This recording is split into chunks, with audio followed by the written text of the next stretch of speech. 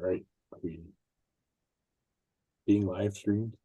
Yeah, it is being What's live up, streamed. guys? What's up? Okay, so welcome to the Silicon Valley chapter of IEEE Computer Society event. I am the chapter chair, Vishnu Pendyala.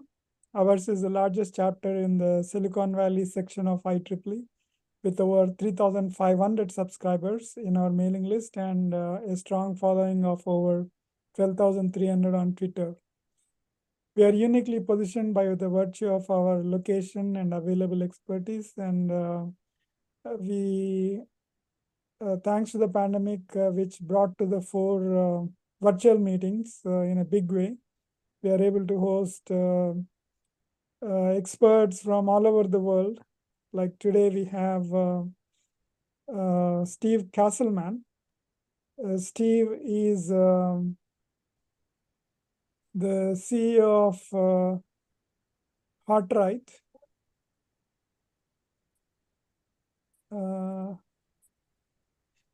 I think somebody. Yeah. Your typical moron. Yeah, that's bad. So that's why I don't advertise the Zoom link online. Yeah.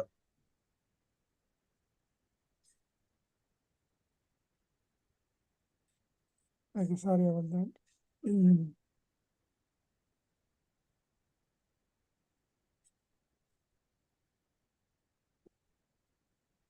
So today's talk is the HotState machine, a runtime loadable microcoded algorithmic state machine. This talk will be about the heart of a NoISA processor, the HotState machine. The HotState machine is an advanced runtime loadable microcoded algorithmic finite state machine. Unlike other finite state machines, the HotState machine includes many CPU-like features. It supports subroutines and single cycle interrupts. The HotState machine is programmed in a subset of C that supports all C control statements and can be debugged using any C debugger. The HotState machine is heavily parametrized and is written in SystemVerilog. The compiler will generate parameters from the program and size the machine to fit the program. And today's speaker is Steve Casselman. He is the CEO of HotWright Incorporated. Oh my god, I'm at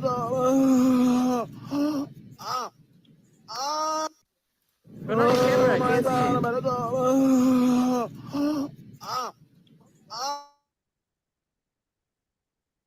So that's going to be fun. Yeah, I think I'll enable. Anyway, I'll deal with it a little later. So, so yeah, without much ado, I think I'll hand over to you, Steve. Please take it away. All right.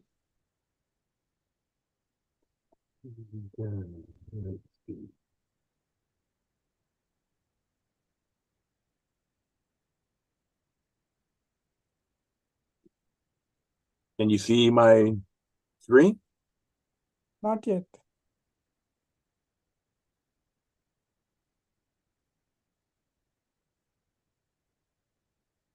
Yeah.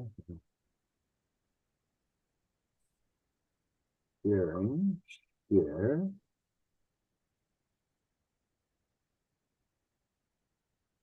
Oh. Share.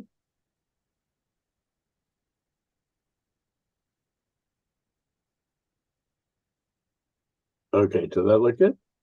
Yes, we are able to see it now. Looks good, Steve. Go ahead. All right, thank you. So, yeah, I'm Steve Casselman, and I want to introduce the HotState machine. It's a runtime, and I'll talk about the advanced part. It's an advanced runtime loadable microcoded algorithmic state machine. And let's see, let me get my ducks in a row, so to speak. Yeah, that one, start with that.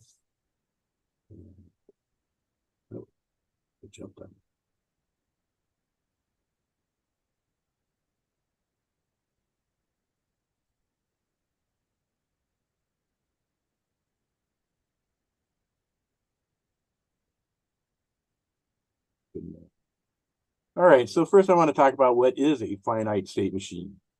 It's a mathematical model of computation. It's an abstract machine that can be in exactly one of a finite number of states at any one time. So that's from Wikipedia.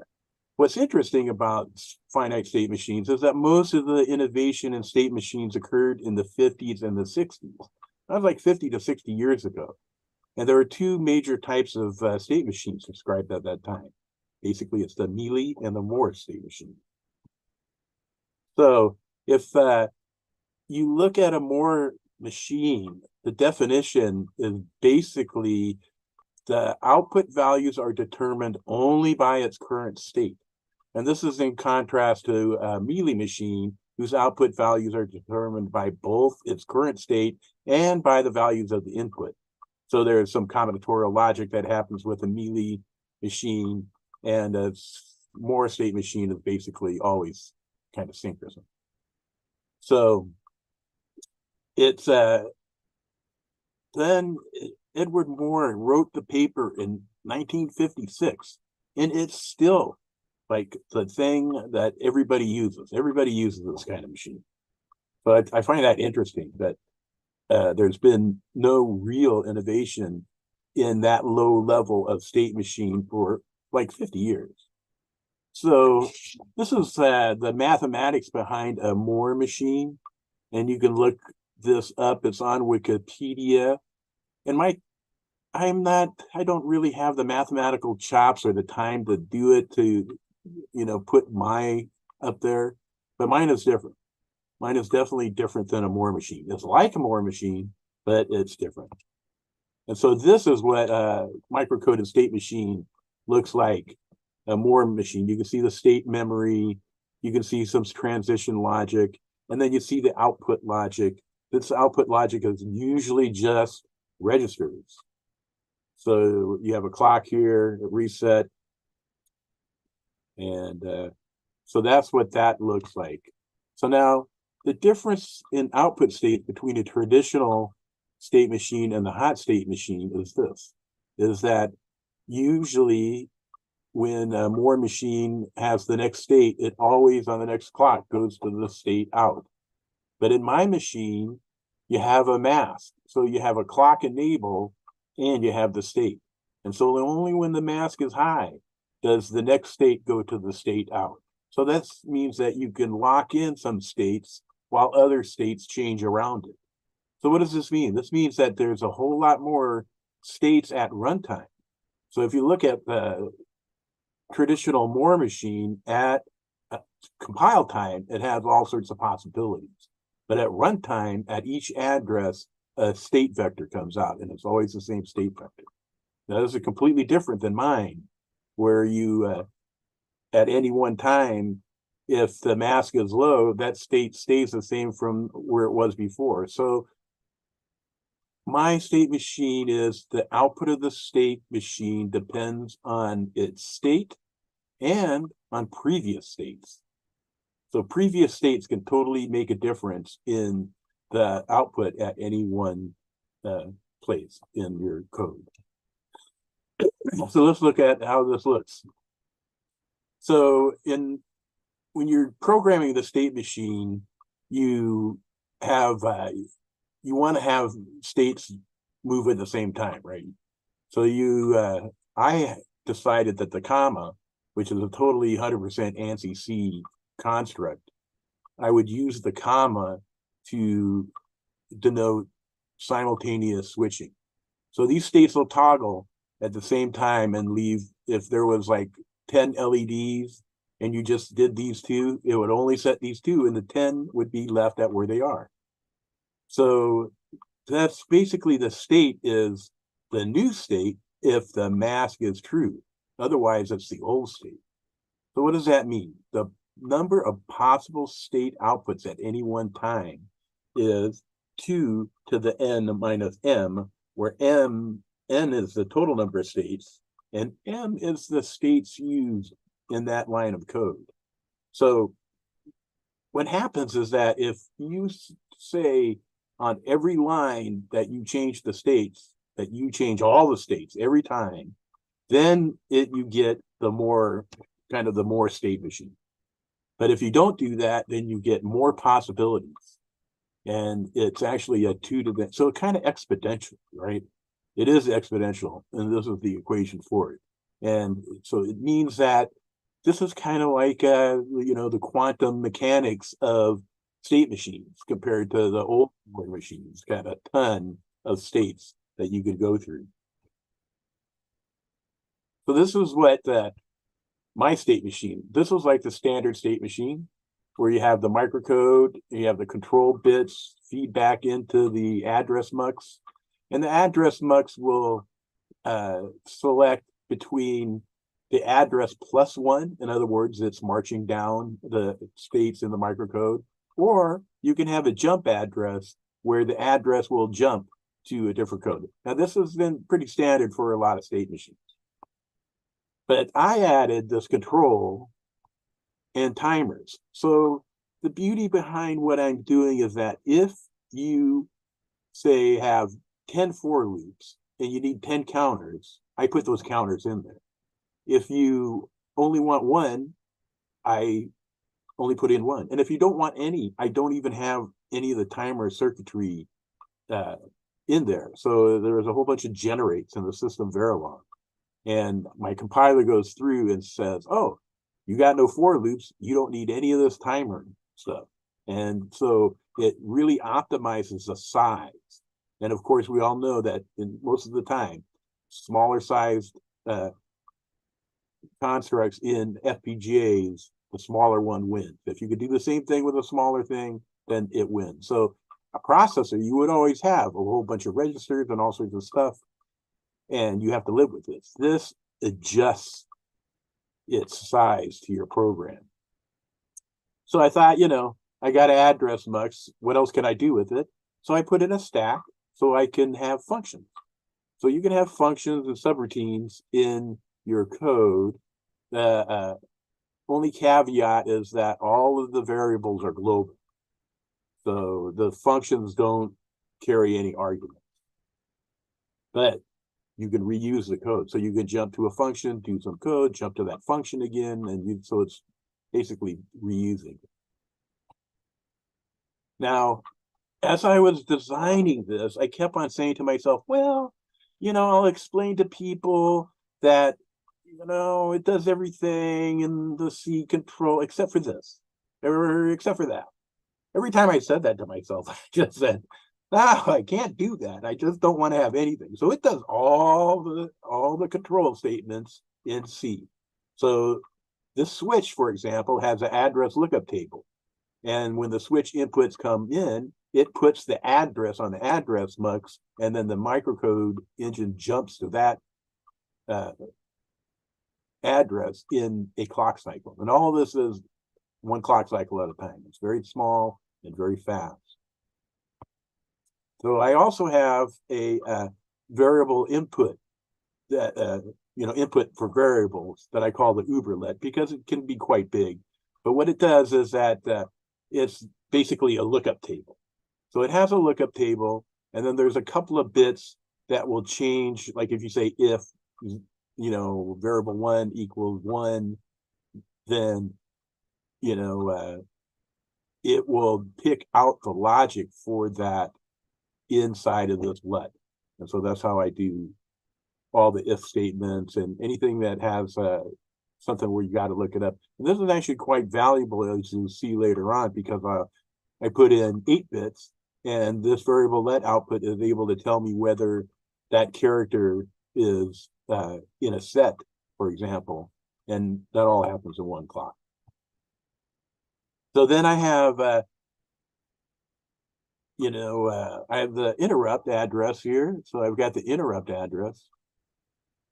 I decided, if I was going to have 5 inputs to a mux, I might as well have 8. So I added the interrupt, and so it'll do an interrupt in one clock cycle. It'll jump directly to an address that you put on the interrupt address lines when the interrupt signal comes in. So it's one clock cycle. So if you really need something to happen in a clock inside of design and you want it to be programmable, this is a way to do it. So, like I said, as I was designing the thing, I'm going, oh, it does everything except for go-tos. I don't know. Let's have it do everything. Go-tos, if-elses, switches, whiles, for whiles, do whiles, continue, break. These are all the control statements in C. And I implement all of them in the hot state machine. And the beauty is, of course, is if you use some of these constructs and or you don't use some of these constructs, that hardware is not included in the design. It's there's a bunch of generate statements, and by the way, the code for all of this is available, and it's not open source, but I had to make it available so that you could port it to any machine, any kind of system. It's all portable. It's all in SystemVerilog. It's just very generic. There's no vendor specific, constructs in there. It's just all generic. And you should look at it, because I believe that for students especially, that this is a really an interesting project to be looked at. So it like I said, I was like, God, I would hate to give a talk and say I do everything except this. So I do everything. So now let's talk about the NoISA processor. And so the motivation for what I'm trying to work myself toward here is that current ISA processors use a fixed ALU, a fixed register file, and a fixed hardware controller. And basically these three units divide the data and control plane into small pieces called instructions. The fixed hardware controller implements the instruction decoder of an ISA and the data orchestration of the program. So in the, I came up with reconfigurable computing over 35 years ago. And the whole time is you're trying to think of like, how is it different than a processor? Can you do stuff in a NoISA scenario in an FPGA that you can't do in a processor? And the answer, of course, is yes to that. You could pipeline stuff, you could have all sorts of stuff, but there's no coherent, simple way that everybody could understand to do the control logic. A lot of times that ended up in one hot state machine. And by the way, one hot state machine, I was there when all that stuff happened. And people looked at the FPGAs and said, well, I can't make a microcoded state machine. That's all, no memory or anything. So what good is it, right? And then somebody said, well, you could do one hot state machines. And then they started to do that. And that's the last you ever heard of microcoded state machine, right? So every function, every C to hardware program, the Xilinx, the OpenCL, all that stuff, they do one hot state machine. They don't do these microcoded state machines. And I think, this is the problem with today's high level language, for FPGAs, is that they just slap the hardware down, and then to change it, you have to swap it out somehow. And this is like totally unacceptable. The times are crazy. Even partial reconfiguration could take, 100 milliseconds, but in 100 milliseconds, a processor can do hundreds of millions, if not billions of instructions. So it's got to be really worthwhile. So it turns out that the hot state machine, since you're only loading the microcode, can actually be changed faster than bringing in instructions from a processor. Why? Because the hardware data path is already in there, and all you're doing is loading the control part of the program, so which is very small and it's very fast to change. And I just, at the bottom is a note, of course, which is the way you get concurrency in a lot of designs is you just have more than one hot state machine. The hot state machine itself is a kind of serial state machine, right? It's like a more state machine. It encodes the serial part. And if you want concurrency, you just make another one. And the beauty behind that is that each hot state machine can be very small, 20, 30, 40 lookup tables, right? Yeah, for the price of a soft core, you could put, 10 of these machines, and they'll all go very fast too, because when you have a small program, the address counter might only be 4 bits or 5 bits or 6 bits, and that could be very fast. So the control part will never be, the problem in your design. So just so we can get on the same page, all algorithms can be divided into the data plane and the control plane. So here I'm going to show the data plane, a typical, it's A times B. That's a data plane. That's, an accumulator there. So it's like a typical DSP thing. Now you're going to want FIFOs, and you're going to want maybe muxes to set one to 0 or something like this. And this is a typical data path.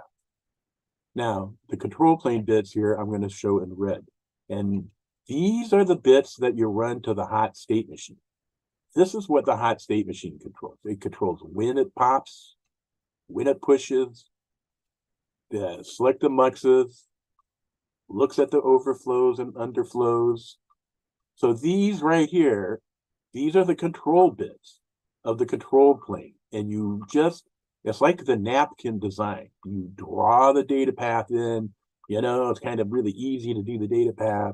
And then for the intricate control flow, you just run everything into the hot state machine, and then you hand it off to a software guy.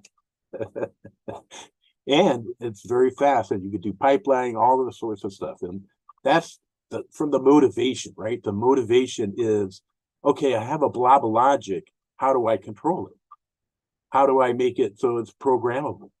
Well, you use the hot state machine because it's runtime loadable, and you're able to change that runtime. So I just wanted to show this little picture here. So this is how it looks. It's got a microcode loader instead of instructions coming in. And then the hot state machine controls the architecture. And the beauty is that, okay, you have some architecture. It's really strange and it could be anything. But the hot state machine is very flexible. You write your code and the hot state machine will expand or contract depending on what you have, right? What the job is. It's not like you put a CPU down there and then you want to control the pipeline, something or other somewhere else with your CPU. No, that's too slow. CPUs, soft cores are very, very slow. Here, it's a tight little, well-written, fast, and small machine, depending on how many lines of code you have to control that. So let's look at this in detail. So here you go. Here are the two big parts of your typical CPU, right? It's the ALU and the register file. And they talk to each other back and forth. And they talk to them. And then you have your fixed controller. And so that gets instructions that come in, and the instructions control which ALU operations are happening through the decoder, and then the sequencers control, where in the register file things are going and whether things are going to go to memory or not. But on the simple ISA, you have an architecture that's optimized for what you're doing. It's got logic, arithmetic operators, and registers, and it's all optimized to be pipelined or somehow, and maybe a lot of little parallel units, right? And it talks to the memory. So this is one of the good things about this kind of technology is that, you read from the memory, you run through the hardware data path, and then you go back to memory. And that all gets controlled by a hot state machine. So you're, instead of, loading lots and lots of instructions, simple instructions, RISC type instructions, what you're doing is you're loading a more complicated and sophisticated microcoded state machine. And so it's, the question is, of course, like, okay, great, but how do you make these state machines? And they're just as much a headache as any other part of the program. But I've changed that calculus. And so now you just write your C code. You can simulate it, emulate it. You can run it through a C compiler. You can go through all that rigmarole first, get that all nailed down, and then you can go on. So I just wanted to show the relative size, and this is what I'm saying. So you got yourself an ISA processor. Now, the same thing that you want to do, some task, small task, large task, whatever it is, the hot state machine is much smaller. All this, you have 16, 32 registers in the register file, and the hot state machine and the NoISA processor, you have the number of registers you need.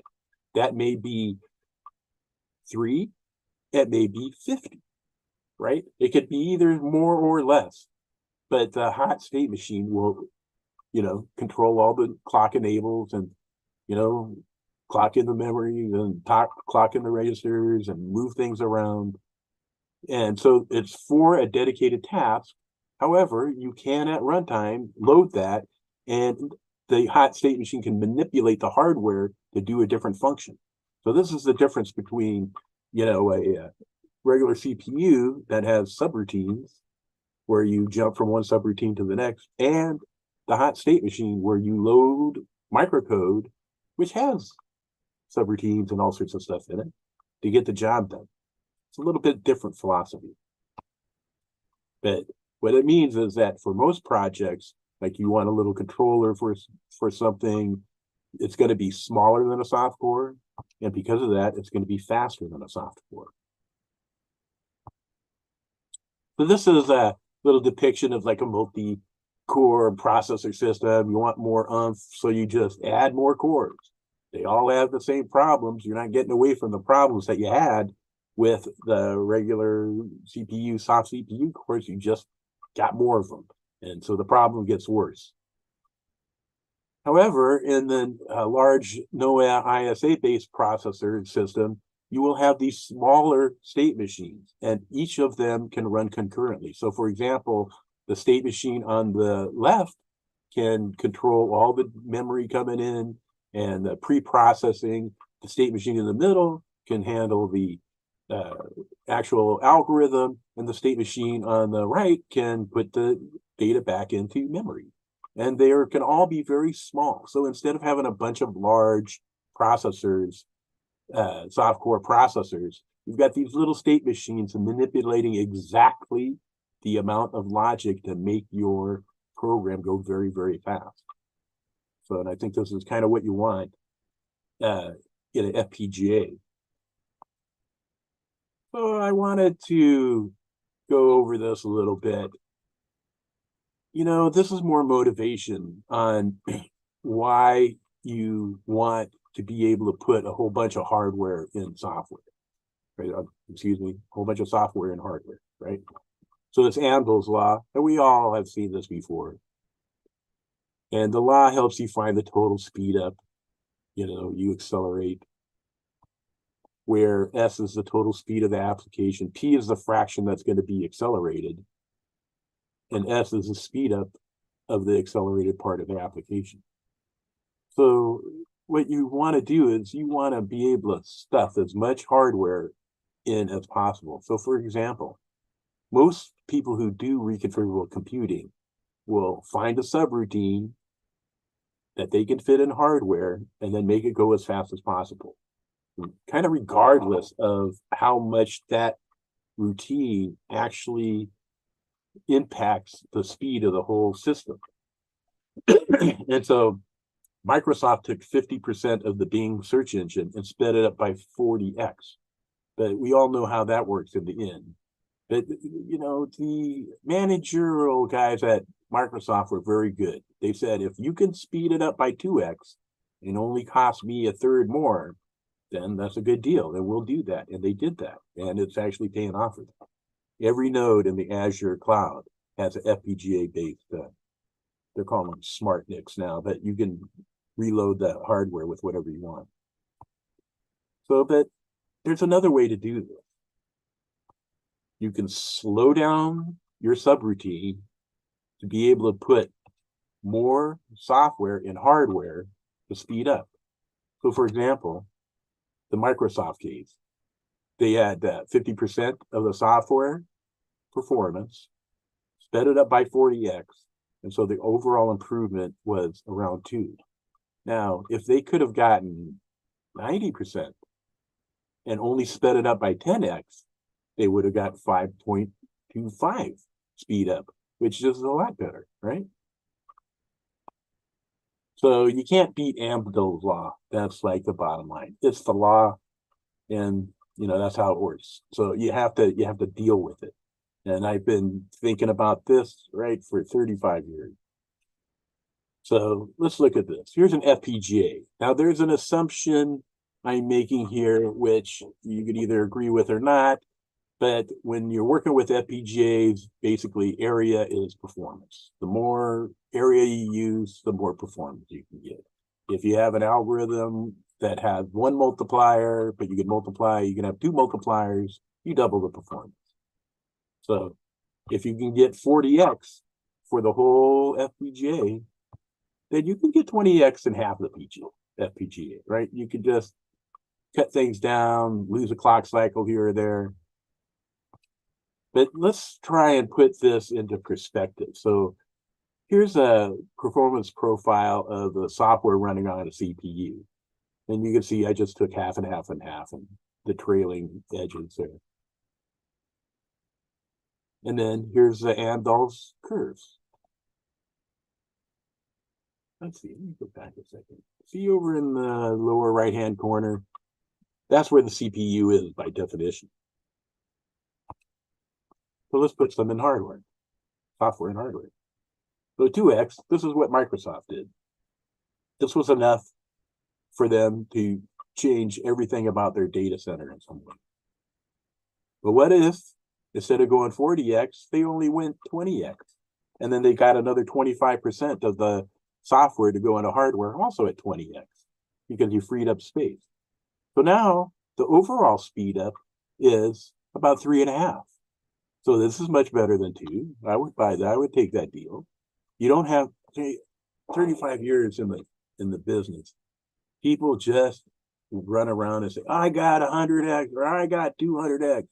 If it's only for 10% of your program, then it's like, so what? Go away. So what that does for FPGA-based computing is it says you have to find an algorithm that has 90% or more in the software that you can put into hardware for you to even get 10x. And then you hear about people getting 100x. That means it's 99.9% of the performance of that has to go into hardware. So that's a lot. And those opportunities are far and few, right? This is why FPGA-based reconfigurable computing has really not taken over everything. Yeah, it's good for some accelerator. You can do Smith-Waterman. Turns out you can do inference really well for AI inference, so that's great. But you can't do all the stuff. You can't do the training. You can't do all those other things because people don't think that way. They think I'm going to get as much as I can with some kind of, and it has to go really fast. But if you were the manager of a software project and somebody came up to you and said, hey, I can get 3.5 times faster with, not a whole lot of work, you would say, right on, let's do that, 350%. That's great, right? People would die for that. But now imagine that you put more software in hardware and that you knock down the speed at which it goes. Now all these different routines are only going at 10x. Oh, but look, now you've got 93 3/4% at 10x. That's 6.4, almost 6.5 times faster than your normal CPU. So I think, you're winning by going slower and putting more software and hardware, you start to win.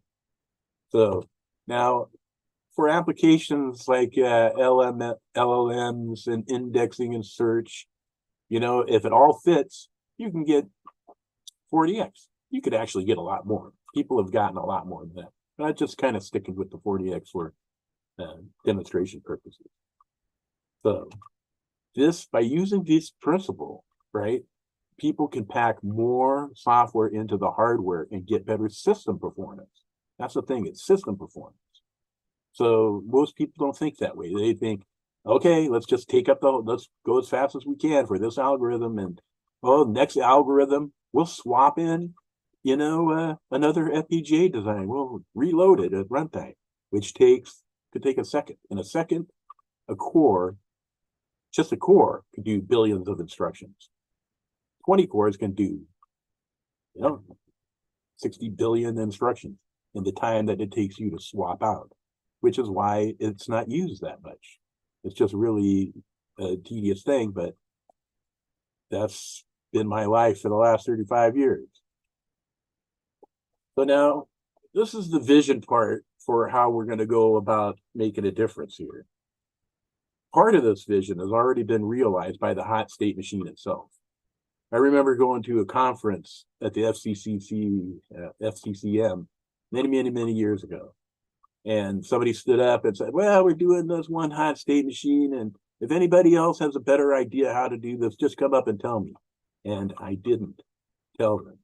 I had a better idea, and it took me a long time to get to it. So, 25 years from conception to implementation. The good news is it works. So this is what I envision for the future of the NoISA computer, right? You analyze the code, you create the data flow and the control flow. So the data flow is registers and multipliers and all that kind of stuff controlled by the algorithmic state machine.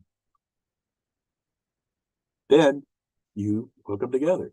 If there's a little subroutine, you hook those together. So since all this stuff is based on RAM, they can be reloaded very fastly, as I've said. And you can use adaptive techniques actually to create, to download, genetic programming, those kinds of things. But just any kind of adaptive ML thing where you need to change the behavior of your hardware to adapt to your incoming data. This allows you to do that.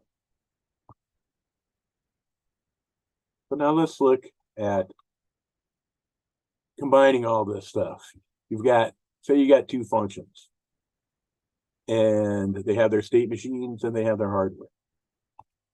Well, you can combine them. You can reuse the registers and the math and the DSP units with muxes. This will slow down your program, and now you'll have two subroutines in hardware. And all you have to do is reload the state machines to change the behavior to go from one subroutine to the next subroutine. So then you go down your compiling, you add more hardware, you add more microcode, you just keep stuffing the FPGA and sharing the registers and gates. And by the way, this would be a really great thing for AI to do. All these AI stuff and what we're learning about all this, this is what we need it for, is to be able to do this easily. So more microcode, more hardware, and then maybe you got a concurrent algorithmic state machine going. So now you've got your concurrency happening. And then my proposition is that for any set of algorithms, you'll get to the point where you have so much hardware in there that you'll only have to generate microcode. So this is where it becomes, you've kind of organically grown the NoISA processor, right? It's organically grown. Every program creates a different set of hardware requirements. But then to go through the subroutines, you simply load more microcode. Now I get to another set of code and I look at it and oops. Okay, go back. Goes back and forth. And then I can just keep loading this over and over again for each subroutine. So that's the vision. I'm going to get there. I got half of it done. So here's some general use cases.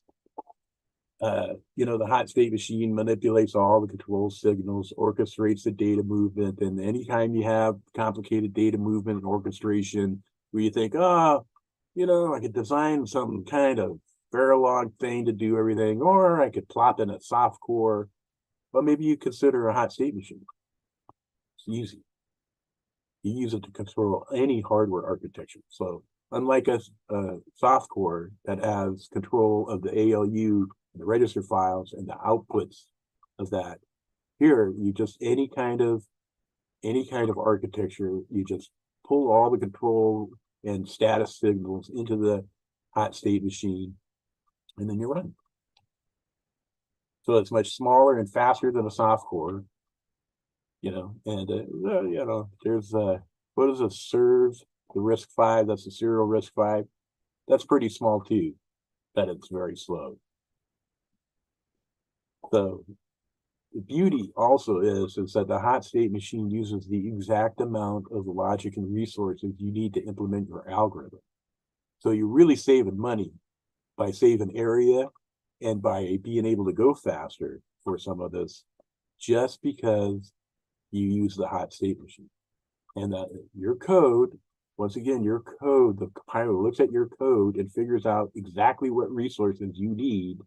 And then it doesn't generate, right? It doesn't generate the hardware. The hardware is already written. It's written in SystemVerilog, and it's heavily parameterized. So you send the parameters to the hot state machine, and it says, you'll say, oh, no switch statement, so I don't need any of that switch circuitry. And there's no, subroutine, so I don't need a stack in there. I don't need that. And, whatever you do need, it will give you. And whatever you don't need, it won't put it in. So you really save, it's really versatile in that respect. And for FPGAs, this could be vitally important. So yeah, use the state machine when you want the speed and power of custom hardware, and yet be programmable at runtime. And this is the trick. It's programmable at runtime. You can download all sorts of stuff at runtime and change the behavior, which is faster than runtime reconfiguration, and it's faster than partial reconfiguration. And of course, nothing's free in this world, right? So you get all this programmability and all sorts of stuff. But if you're going to do lots and lots of hardware and share resources, you will slow down. But like I said, according to Andover's law, then you'll still beat, you'll still win. So this is what we want. We want to be winners. Of course, when you have a soft core, there's all sorts of other stuff that has to happen. You have to have, even if it's bare metal, you got to have stuff in there that, maybe initializes, comes up, just now, if you want to run an operating system, don't even, think twice about that. There's a lot of stuff has to happen, caches, to get any kind of performance. Here with this hot state machine, you just load the microcode, and these files can be very small. So let me go over a real use case here, and that's a RISC-V opcode instruction decoder. So if you look over here to the right, you see the opcodes. There's only 7 bits in the opcode, so that's very small. So I focused on that. And here's the code for that. Here you have an include file that has the different opcodes, numbers, actually bits for it. And it turns out, so for example, if you look at the add I, and then come over to the other side and says, well, the same opcode for add I has add and all these other excellent, there's all that stuff, but the opcode is the same for all of it. So you really only need a few. So now when you come down to the decoder, you just include this because it's like C, it is C, it's C. And so all the preprocessor stuff works. You include it, and that's very helpful. And then over on the main, I use a switch statement. So on the switch statement, I've got continue here. You see continue. A lot of times you write switch statements, you think, oh, you just break, and then it'll come back up and go, to the top. But I've set it up so that if you use continue in the hardware on the switch statement, you can do 1 opcode every clock. So 1 opcode every clock.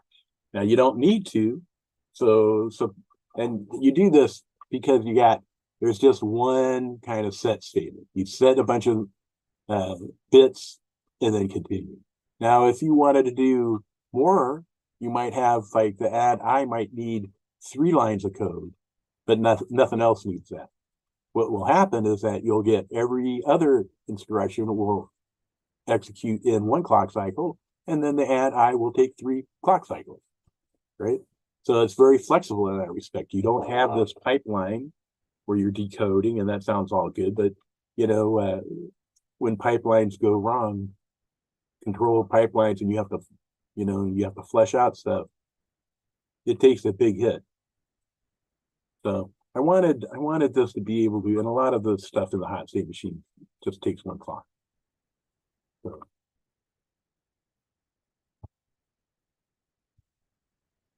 So here's another use case, which is very interesting. So it's, as we all know, a neuron in neural networks is basically a multiply accumulator.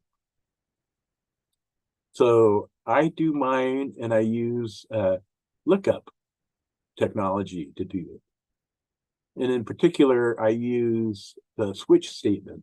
And so you can, depending on the case of coming in, you can, you know, do anything you want with the 3 inputs. But basically, you can see down here, you go from the output and you wrap it around, and then it's these 3 buses that get looked up in the neuron. And so, you know, it doesn't, you might think, oh, well, I could do a multiply accumulator for less. And I go, okay, well, how about a sine? How about the, you know, e to the x plus sine x, you know, all that kind of stuff. Even though it's for very small bit sizes, you can still do any kind of mathematics that in that lookup table technology. And it's fast, and it comes together, and you just have to, you know, do the design. So this is something different. So, and I use saturating arithmetic later on. I'll show you that. But I have, you know, my life is kind of driven by design principles. And sometimes I'm right, sometimes I'm not right. But one of the things I've thought about lately is, with the explosion of all these neural nets with gigabytes worth of weights working on data, you know, my thought is kind of like, well, there's so many weights because the neuron is a multiply accumulator. It's so simple. It's a simple thing. And so to get your action and get the results you need lots and lots of weights and lots of these multiply accumulates all over the place. But what if your neuron was a little smarter? So for example, with the hot state machine, you could say, if this happens, then do this mathematics. And if that happens, do some other mathematics. And it's all right there. The same unit could do tons of different lookup table math. You know, it doesn't care. You want to do polynomials of 2 variables, is put it in a program. So what I did, I wrote a program to create a program. So this is just part of it, but you can see that I have X, Y, and Z.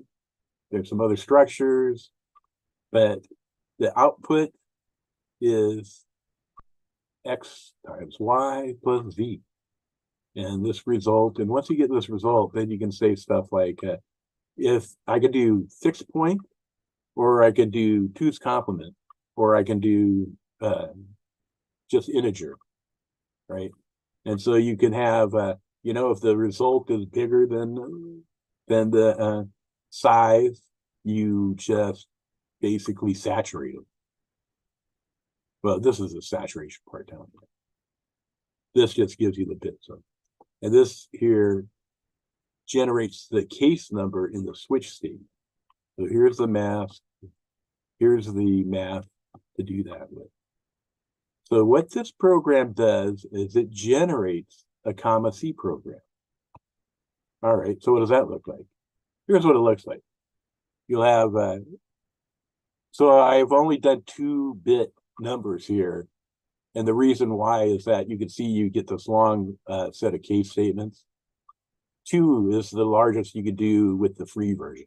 You can do almost any size with the paid version. Although you have to be careful because it's a lookup table technology. So if you're going to try and do 32 bits of something, you're going to it's not going to work out for you very well. But so this is the really interesting aspect, is to write a program that creates a program. And you could do all sorts of neat things using this kind of approach. So the other thing that I've done is very interesting, and it's a tokenizer. If you download the code right now, it says it's a parser, but I was going to do something else with it. So historically, you know, it's going to be a parser, but I just did the tokenizer, which is very cool in some ways, because it turns out that tokenizers are really useful in LLMs, which is another story, right? But here you read a character, you have a list, right? That's in there, and you read a character, and if it's on the list, then you write it into the FIFO and you get the next character. If it's not on the list, you come down and say, well, did you set the flag? If you did set the flag, then you just read the next character. If you didn't set the flag, then you write in a carriage return, and then you set the flag, and then you read the next character. So this basically tokenizes your string. It's very nice. The program's very small, and you could fit dozens, if not hundreds, if not a whole lot more of these into a large FPGA. You could definitely fit tons of them. So I think, so what I've been reading about LLMs and working on them, I see that basically the training is kind of like compression.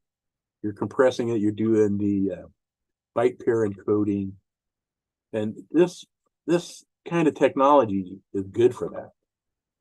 This will allow you to do the byte pair encoding.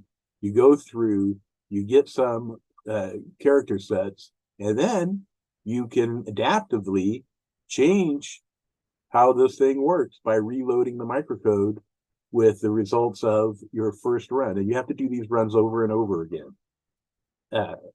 Because you take two bytes, you say, this shows up all the time, I'm going to make that one character, and then some other ones will be one. Now I'm going to run this through again, and if two of these are together, I'll make another character, and then this is how it compresses over and over again. So this technology is really good for this, and basically you'll read that there are tokenizers used in LLMs, and this is the basic tokenizer. Not for LLMs, but for anything. This is, you give it a set, and it'll tokenize your text file based on that. Now, I also want to, say, like, I do things by principle, right? And so we all know that GPUs and CPUs aren't really made for character at a time computations. They'll, 64-bit words internally, big math thing. You can make it do that. But I was listening to one talk where the person was saying, you know what? The GPUs are like 15% efficient. So that's horrible as far as data center power draw and all that stuff. And that's why you see right now, everybody is starting to say, I'm going to make my own LLM hardware. And we all know how that goes. They all jump out, they make the hardware, and then somebody finds a better algorithm and they go, oh, crap, what am I going to do now? Somebody just beat me to death, even though I've got the really cool hardware that does these algorithms, and now I'm out, and you spend lots of money and you're out.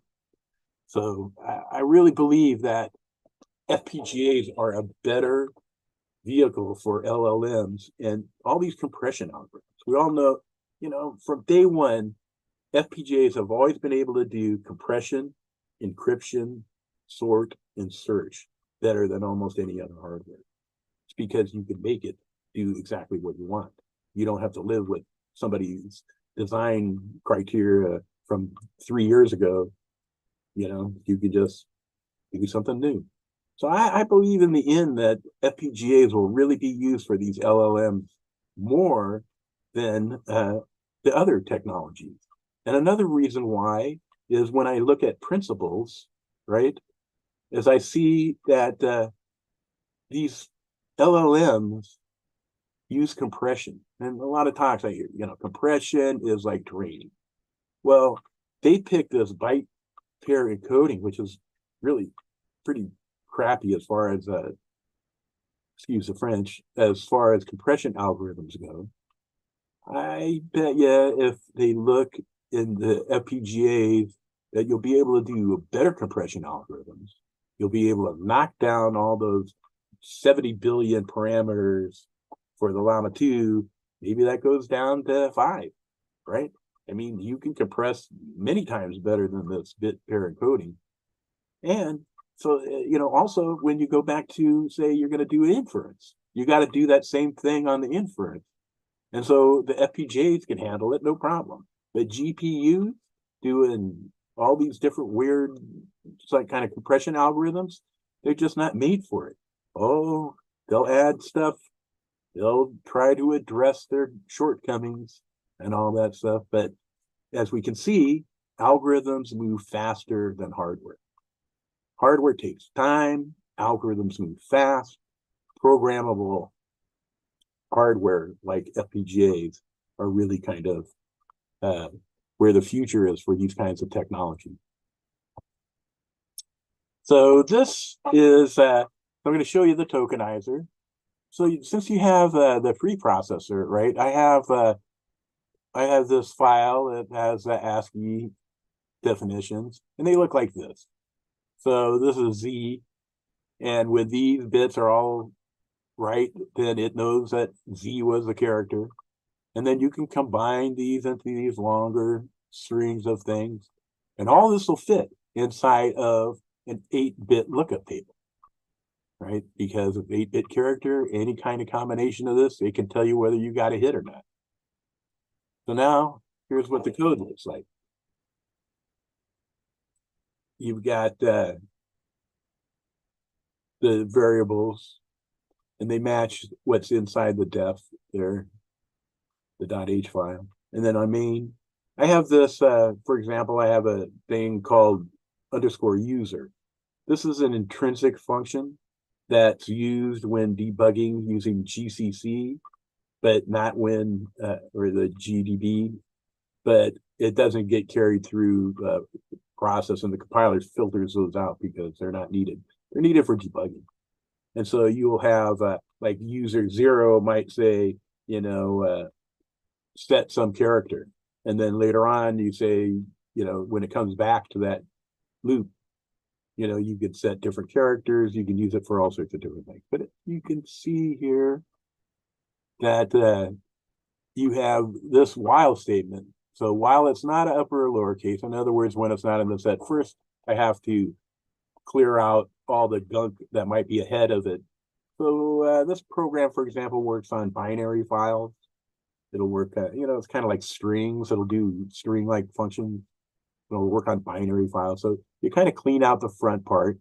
And then once you do that, you come into this, if it is lower or uppercase, then do this. And it's write the data, read the next data variable is 0, like in the flow chart I showed.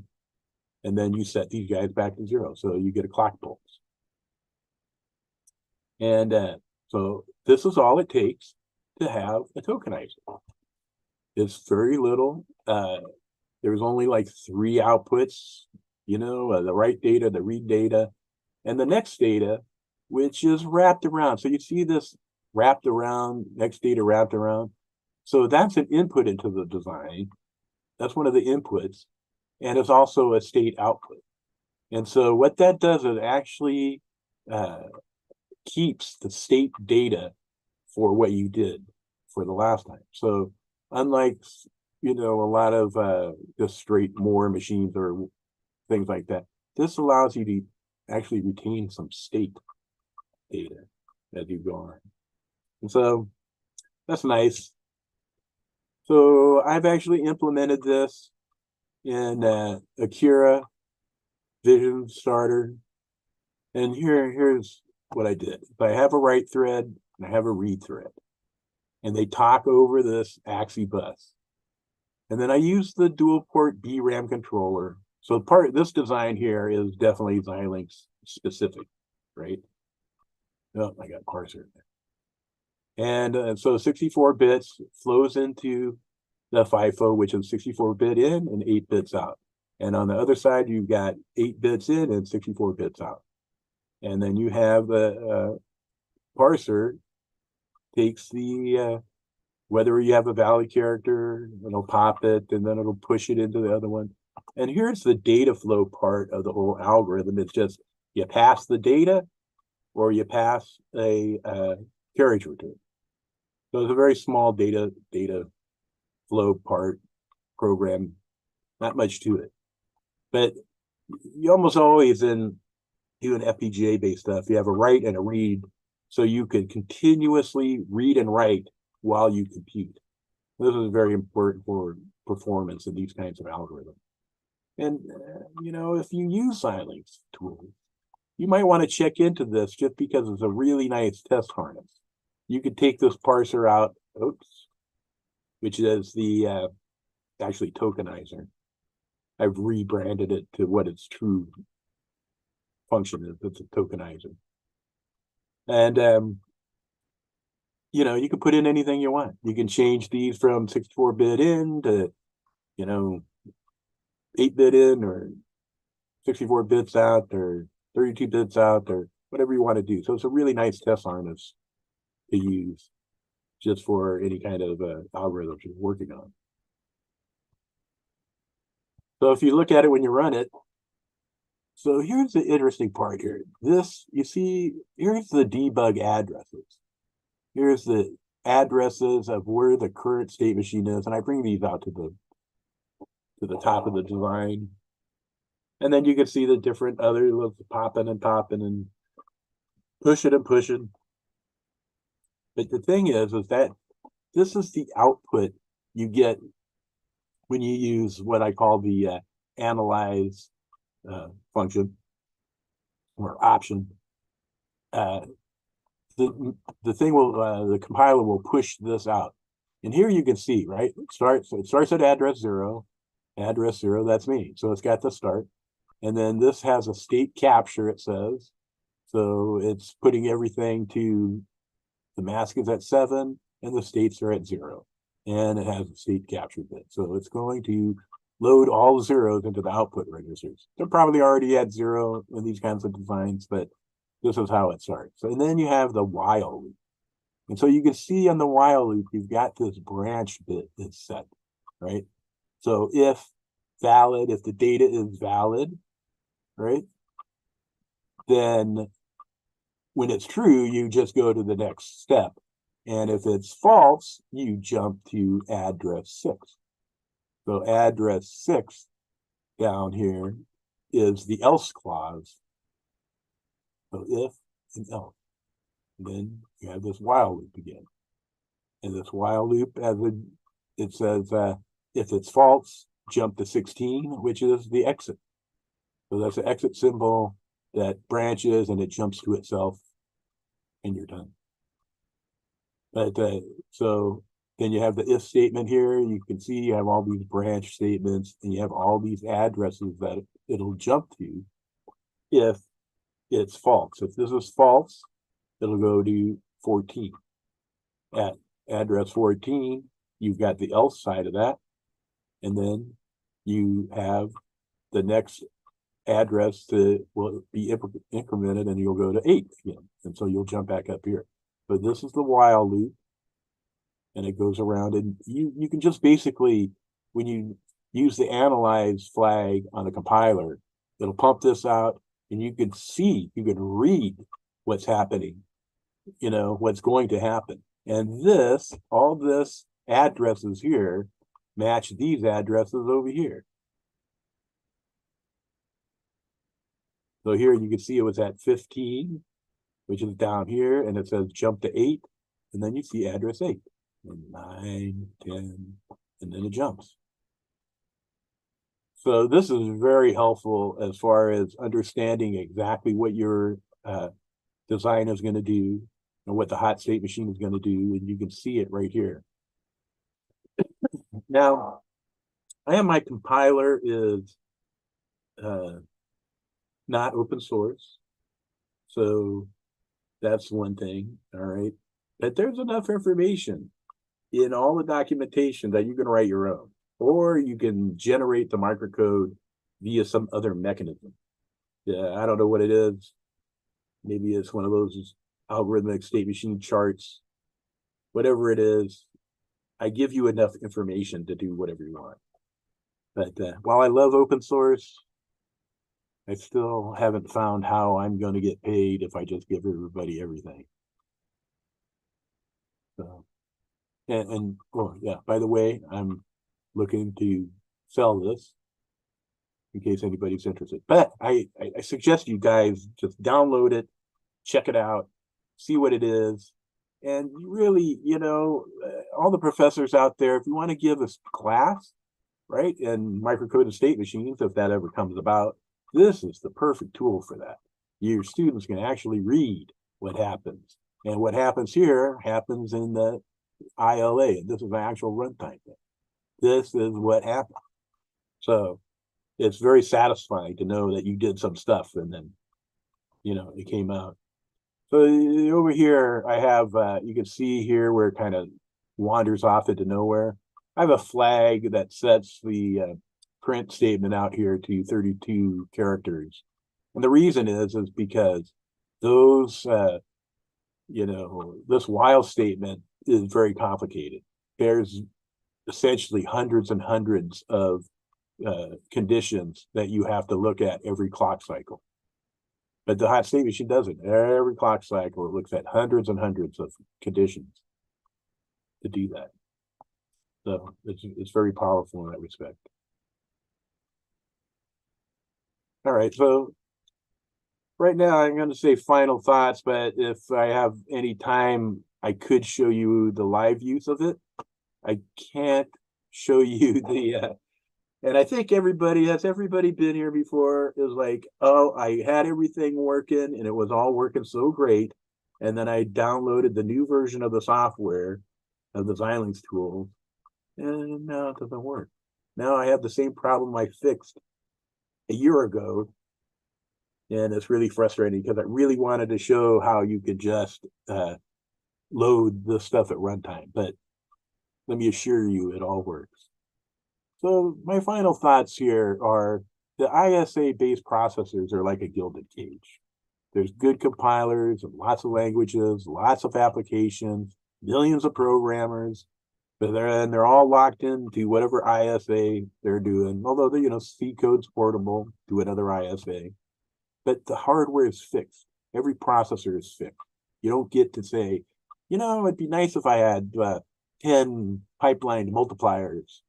Yeah, no, you don't get that. You have to deal with whatever they give you. On the other hand, no ISA processor are the ultimate expression of freedom in computing, right? There's only one compiler right now, but that'll change. You can do anything you want in hardware, which is why we all use FPGAs and do all that kind of stuff. You design the data plane in an HDL, and then you control it all using C in the hot state machine. Very simple in how it's used. And, you know, it's really great when you're first, you go through and you make sure the state machine works by running it in C. But then I have an option that'll generate a test bench for you. So it'll generate a test bench, and then you add your data flow path to that. Then you can go into the simulator. And then you say, oh, that's not exactly what I wanted. So to change that, all you have to do is load a different memory file into the simulator. This is done very simply. You don't have to stop. You don't have to recompile. You don't have to do anything. So productivity shoots way up when you start to use a hot state machine, because you can just, you can just change all sorts of stuff while you're designing it. So you really get a lot of freedom and productivity out of it. So the microcode, when you load it at runtime, you can directly implement new functions. Like I said, if you're doing the byte pair encoding, and you get all the statistics and you change some of that, exactly what you're looking for, you can load it at runtime. You can have it run, you can have it take that data, make a new set of microcode and run it at runtime and load it at runtime and have it now do the next generation of stuff. You don't have to put in a whole bunch of different hooks and for processor to go through all that stuff. It's just runtime loadable. So and this is what I'm saying. Instead of like lots of little instructions, you use flexible microcoded state machine. This allows you freedom, and it allows you to make custom processors. In fact, you could use this to do any number of little processors, right? The 6502, all that stuff. It'd be very easy use of this to do that. The other thing that's also very beautiful about this stuff is you only use the hardware you need. The machine actually has all these, if you look at the top level, it has all of these different generate statements, and the compiler passes all this stuff to the hardware, and then you only generate the stuff that you need, which saves on time, power, area, all sorts of stuff. Very efficient, low power and higher speed. And I just want to put this out there because this is a general purpose computing model. It's just like a processor in that once you start stuffing the hardware with all sorts of stuff, you get to the point where now all you have to do is generate microcode.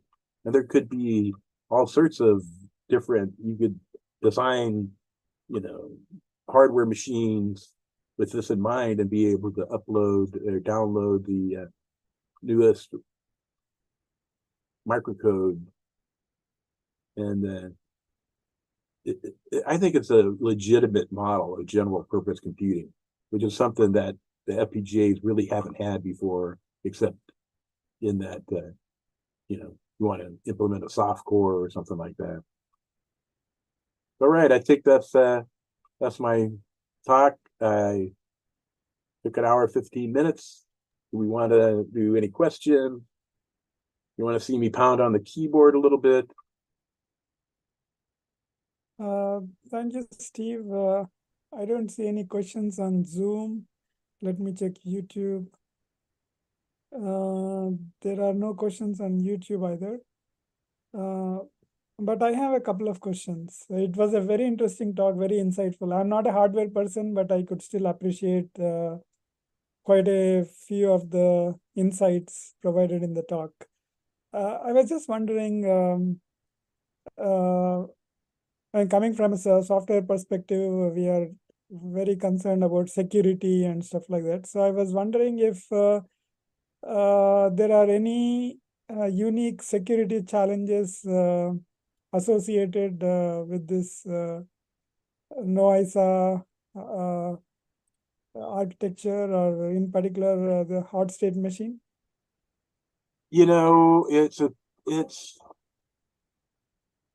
It's just the beginning of this kind of stuff, right? So I haven't really concentrated on security. So I have a saying that I try to live by is first make it work, then make it work better. So my first job is just to make this stuff work. Now, if you look at the history of processors, right? They started off, nobody did any kind of security when it first started out, right? That wasn't even a question. The security was like you got a badge, you can get into the room, that's all the security they needed. Nowadays, it's much different, right? And of course, FPGAs themselves all have security protocols embedded in them. But I feel that, in the near future, a lot of these will be addressed. So for example, I'll give you an example. Right now, I have a little bar on my stuff that says, oh, microcode loader. Well, right now that's a processor. So it could be that we figure out exactly how to load new instructions and how to sequence on instructions as we go along to stop that from happening. Because you don't want to talk to the processor just to change functionality, right? You want it to be able to do that itself.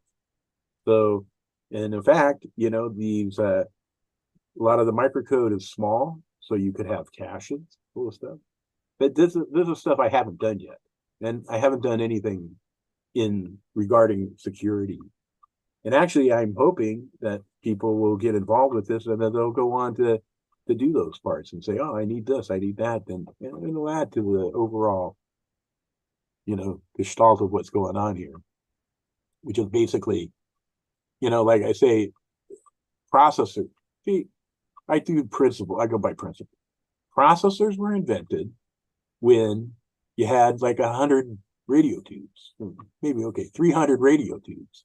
Now, if they had 1,000,000 radio tubes that could hook up and be reliable when they first started, I don't think they'd have processors like we know them today. They'd be more like FPGA. You'd be putting hardware, everybody would understand all this stuff, right?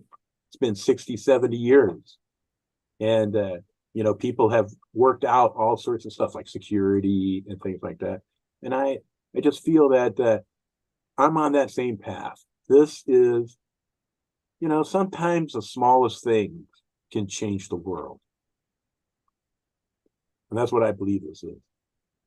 So it's just the start.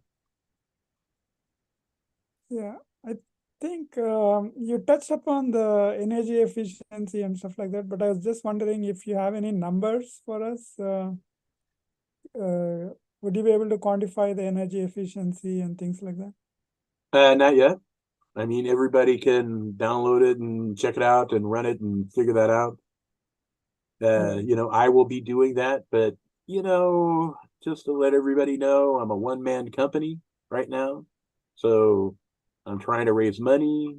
I'm trying to push my product out, trying to do examples. Like there's a ton of examples. I could do USB controllers and add some value to all sorts of different controllers. And actually what I've decided, to tell the truth, is to work on LLMs. I really believe that this technology is going to be great for LLMs, and I'm going to prove it. And, you know, so you guys, you know, you may not buy any of this stuff, and it's really tough to buy into this with actual money or even time. But when I use it, so part of my business plan has always been to generate tools to make the applications that people want to buy and to make them better and faster. And so that's my path. So what I'm going to do is I'm going to work on LLMs, and I believe that all this technology is going to be totally useful for all that stuff. And we'll know, you know, check back in 3 or 4 months. Yeah, that's a big bet. Well, you know, actually, I was looking at, there's some code that does LLM inference. It's for the Llama 2. That's 500 lines of code.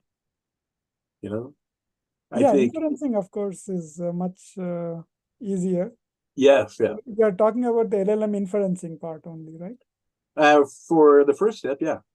First do that, and then get some money, and then, you know, crack the nut of this, you know, byte pair encoding as the way to do these LLMs. I have a strong feeling that this is not the best way to do it. In fact, I have a feeling that a lot of the LLMs, the way they work today and the way they're structured that way because they run on GPUs. So in a GPU, you don't have general purpose logic that you can do all sorts of crazy pipeline stuff. You don't have it. So what do? They have to do it some other way, right? But the GPUs are software programmable, and everybody uses them, whether it's appropriate or not, right? So I have a feeling that they're not appropriate, and I'm not the only one who thinks that. For example, just look at OpenAI, right? They are now going to make their own chip. They've decided they're going to make their own device. It's funny how all the people who do hardware are all going, "Oh, we do LLMs too." You know, it's like, you know, when I first started, it was pretty funny. I have from day one always designed reconfigurable computers. I have designed boards and systems with reconfigurable computing in mind.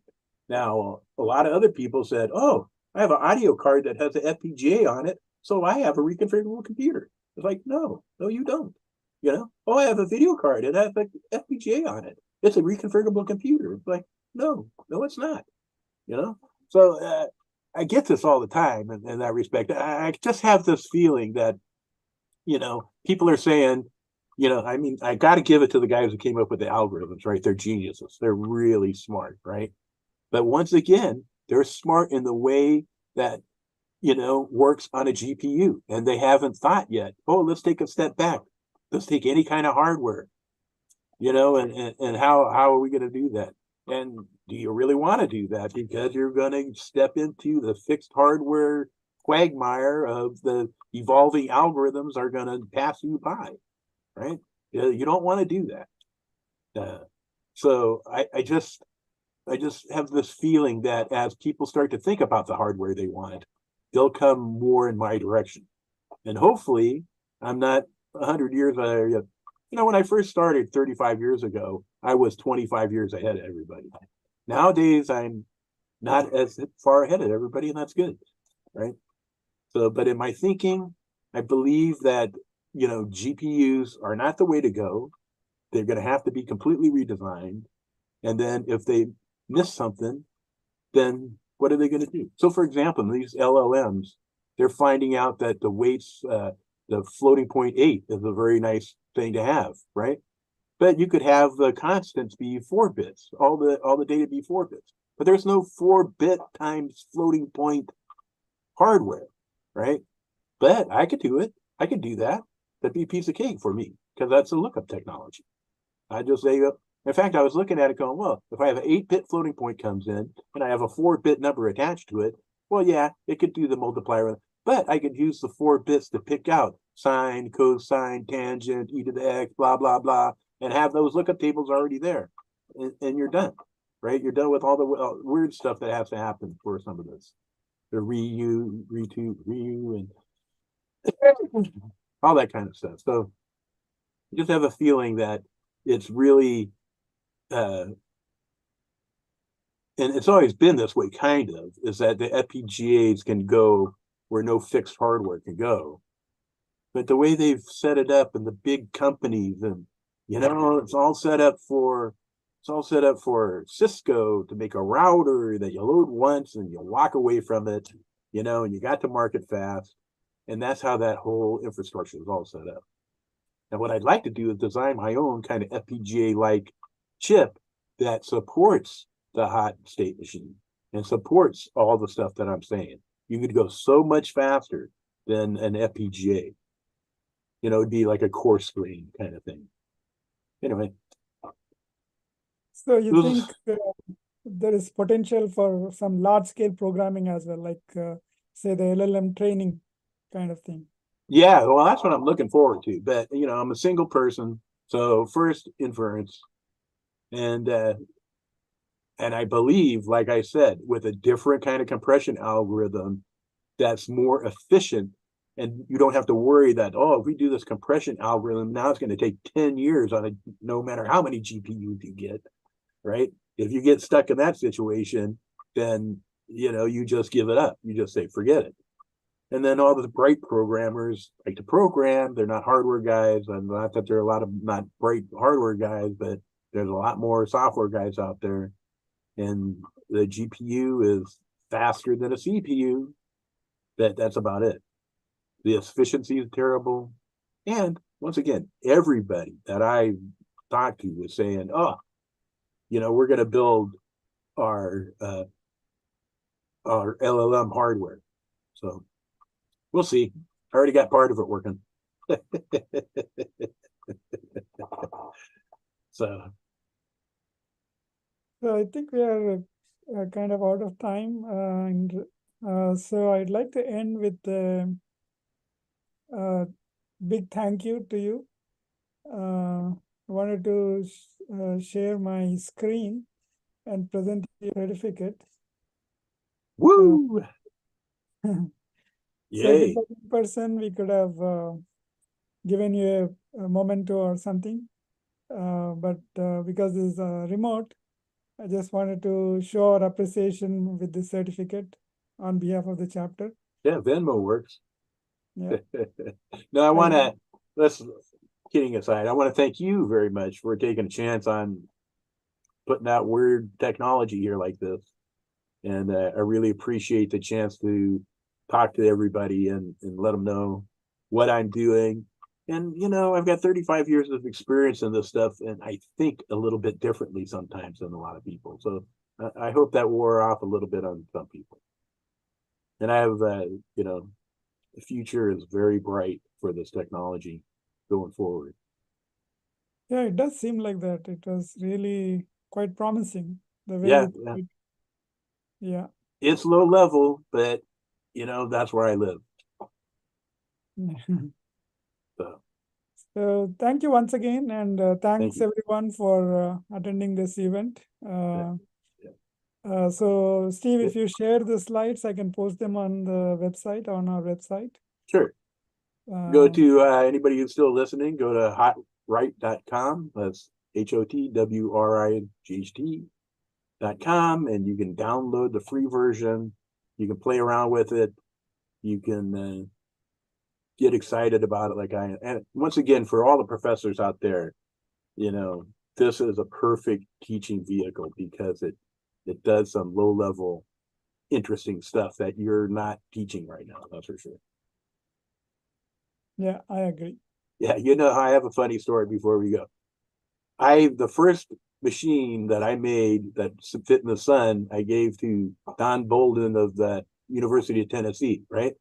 So he didn't use it until a year. And then after a year, his students were writing, oh, I had fun with this. I hope you do too. And I go, oh, now you can buy one. And he goes, why? I got one and works for the whole class. And I just go, oh. So, yeah, it happens. yeah. But you know, we had some other good things happen that kept us in business. But once again, I want to thank you so much for everything. Yeah.